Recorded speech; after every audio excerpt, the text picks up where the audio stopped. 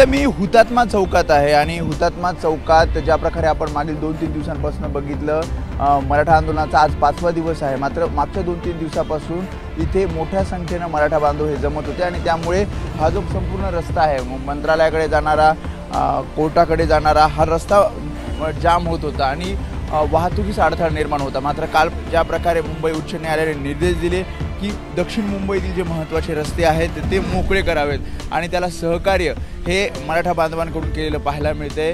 हा संपूर्ण रस्ता हा आता मोकळा करण्यात आलेला आहे आणि आता सध्या आपण बघतोय वाहतूक ही सुरळीत सुरू आहे। काल या ठिकाणी अनेक वाहनं ही थांबली होती आणि दुसरीकडे ही वाहतूक वळवण्याचा प्रयत्न सुद्धा पोलिसांकडून केला जात होता आणि त्यामुळे काही प्रमाणात मुंबईकरांना सुद्धा काल त्रास सहन करावा लागत होता। मात्र ज्या प्रकारे मुंबई उच्च न्यायालयाने निर्देश दिले त्यानंतर मनोज जरांगे पाटील यांनी सुद्धा मराठा बांधवांना सूचना दिल्या आणि त्यानंतर आता बऱ्यापैकी मराठा बांधवांची जी गर्दी इथे झालेली होती ती आता कमी झाली आहे। शिवाय आपण बघतो या ठिकाणी पार्किंगची सुद्धा काही व्यवस्था केली होती।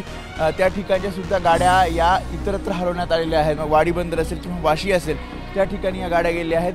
पोलीस सुद्धा वारंवार सूचना देत आहेत कारण दुपारी 12 वाजेपर्यंत जे काही रस्ते जाम झाले होते ते आता मोकळे करण्याच्या सूचना ह्या देण्यात आलेल्या आहेत आणि त्यामुळे अगदी कमी संख्येनं मराठा बांधव जे गर्दी करत होते ते आता कमी संख्येनं आपल्याला या हुतात्मा चौकाच्या परिसरात पाहायला मिळत आहेत।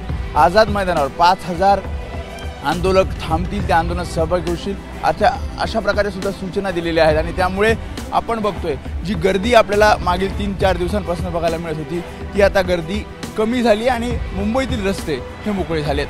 कॅमेरामॅन दीपेश महाजनसह मी वेदांतने, एबीपी माझा, मुंबई। एबीपी माझा, उघडा डोळे बघा नीट।